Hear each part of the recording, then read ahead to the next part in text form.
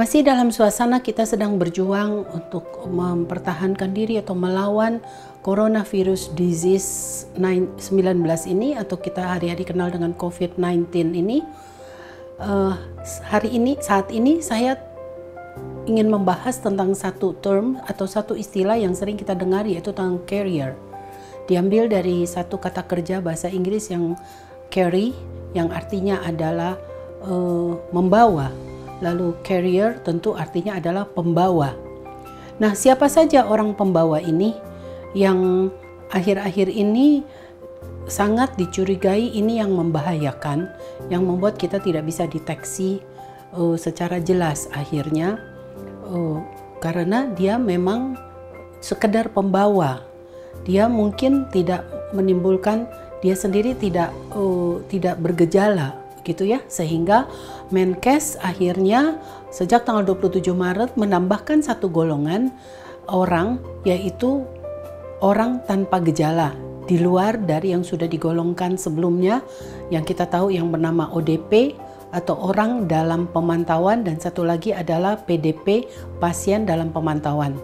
Jadi ada 3 golongan sekarang, adalah OTG, orang tanpa gejala, lalu ODP, orang dalam pemantauan, satu lagi PDP, pasien dalam pemantauan.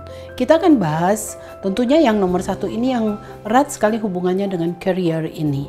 Dari orang yang carrier ini atau artinya pembawa ini, dia nggak sadar, nggak tahu sama sekali. Kalau dia tahu, dia berhubungan dengan seseorang, pernah kontak, atau dia ada dalam satu perjalanan atau tempat yang sedang terjangkit dan seterusnya, dia akan melapor dan dia akan hati-hati menemui orang lain.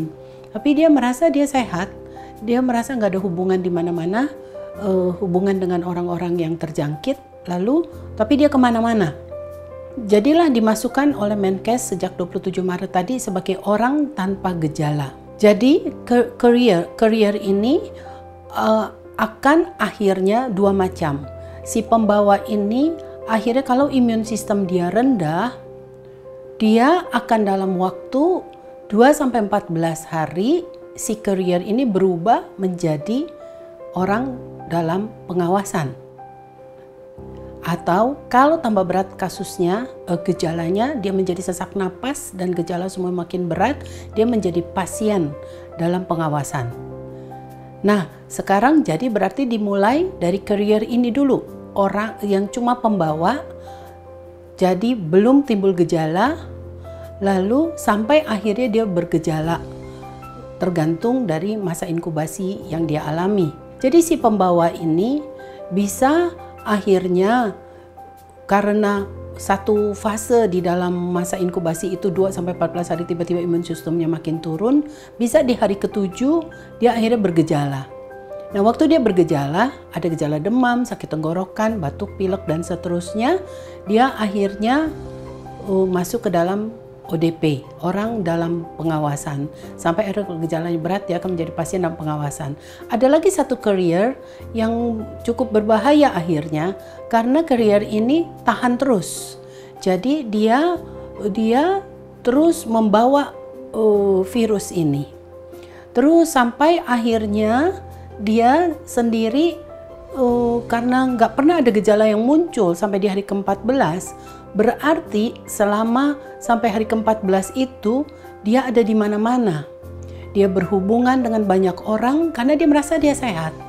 Tidak ada gejala sama sekali. Dia bisa berhubungan dengan penjaga pintu tol, dia bisa berhubungan dengan misalnya ada orang minta-minta uang, anak kecil di pinggir jalan, lalu dia bermurah hati, dia kasih uang. Berarti kan si anak kecil itu tertular. Berarti kan juga si penjaga tol itu tertular oleh virus yang dia bawa. Sementara dia nggak apa-apa karena imun sistem dia bagus, tapi dia membawa. Nah, ini yang sedang membuat prihatin atau sedang membuat kita jadi harus makin berhati-hati dengan si carrier ini, karena tidak ada gejala sama sekali dan dia merasa dia sehat, sehingga dia merasa bebas untuk pergi kemana-mana dan berhubungan dengan banyak orang. Oleh karena itu, mari kita mulai mengerti sekarang mengapa isolasi itu tetap masih harus diberlakukan. Karena dengan isolasi itu kita kita tidak bisa menyebarkan ini, si carrier ini. Kalau kita carrier, kita nggak ada kesempatan atau nggak ada peluang atau sedikit peluang untuk menularkan kepada orang lain, sementara kita lagi merasa nggak ada apa-apa pada kita. Dengan ada di rumah, dengan kita mengisolasi di rumah, misalnya nih ya, A gitu ya, si A. Lalu dia mau pergi ke rumah adiknya yang namanya C. Gitu ya. Nah, di tengah jalan, dalam perjalanan si A ini, si pembawa ini mau ke rumah adiknya C, dia bertemu dengan orang yang namanya B. Entah itu anak di pinggir jalan tadi yang ketok-ketok pintu mobil yang untuk dia kasih uang, entah itu dia penjaga pintu tol, entah itu dia lagi mau isi angin di bannya yang kempes, begitu. Nah, dalam perjalanan itu dia ketemu banyak sekali B, orang yang dia nggak kenal, tapi karena dia bawa itu virus, dia tularkan kepada orang itu. Akhirnya sampailah dia ke rumah adiknya C. Nah, adiknya jelas tertular. Kembali nanti tergantung, kalau adiknya imun sistemnya kuat ya dia nggak apa-apa. Tapi kalau imun rendah ya si C tertular. Dia sendiri akhirnya juga di masa inkubasi itu, misalnya di hari ke-8 dia bergejala. Jadi kita lihat sekarang dua ini sudah jatuh, A dan C. Lalu ada orang satu lagi yang adalah D. Yang D ini diam di rumah.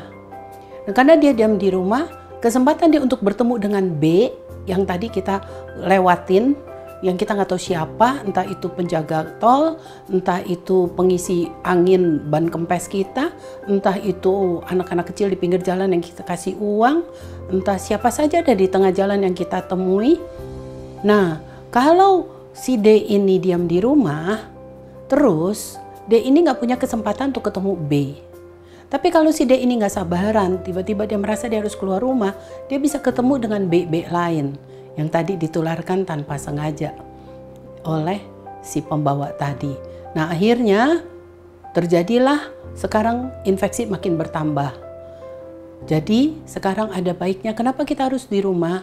Karena ada orang-orang tanpa gejala ini yang sebenarnya kita tidak sadari kalau dia sendiri lagi mengandung virus ini. Memang si pembawa ini tidak, karena imun sistemnya kuat, dia tidak apa-apa. Tetapi waktu dia tularkan kepada yang lain, dalam hal ini tadi si C gitu atau si B, bisa aja terjadi mereka berdua menjadi sakit. Nah, hari ini kita penting sekali mengerti ini, bahwa kita jangan terlalu bergembira dulu dan berkata saya dilindungi Tuhan, buktinya saya nggak ada gejala, di tubuh saya bisa ada virus tapi saya nggak apa-apa, yang penting sistem saya kuat, iman saya kuat, saya tidak apa-apa. Barangkali betul saudara tidak apa-apa, tapi saudara akan ketemu dengan B, saudara ketemu dengan C. Akhirnya saudara bisa menularkan itu. Jadi hari ini ada baiknya semua kita untuk mencegah ini adalah kita berdiam di rumah. Kalau terpaksa kita harus keluar, kita tidak dengan mudah untuk menjamah orang atau berhubungan dengan orang dalam jarak yang sangat dekat, tentu dengan jarak yang sudah diatur 1,5 meter, jangan dengan kontak erat untuk menghindari akibat dari kita si carrier ini yang membawa virus ini. Juga adalah dengan masker. Itu sebabnya marilah sebisa-bisa mungkin kita ikuti semua SOP, Standard Operating Procedure, yang telah diatur oleh pemerintah kita dan oleh pimpinan-pimpinan saudara. Simak baik-baik dan jangan diabaikan. Kata firman Tuhan, biarlah kita beriman, tapi kata firman Tuhan, tambahkanlah pada imanmu knowledge. Jadi tidak sekedar iman, tapi knowledge. Karena kita sedang berhubungan dengan orang lain juga yang bisa menjadi korban akibat kita menularkan kepada mereka. Terima kasih, semoga ini membuat kita menjadi lebih berhati-hati, dan tentunya kita berdoa terus kepada Tuhan untuk meminta wisdom dan knowledge daripada Tuhan. Umatku binasa karena kurang pengetahuan. Biarlah kita tidak menjadi binasa karena kita lack of knowledge. Mari kita berpengetahuan supaya kita makin sungguh-sungguh berdoa kepada Tuhan. Terima kasih, Tuhan memberkati.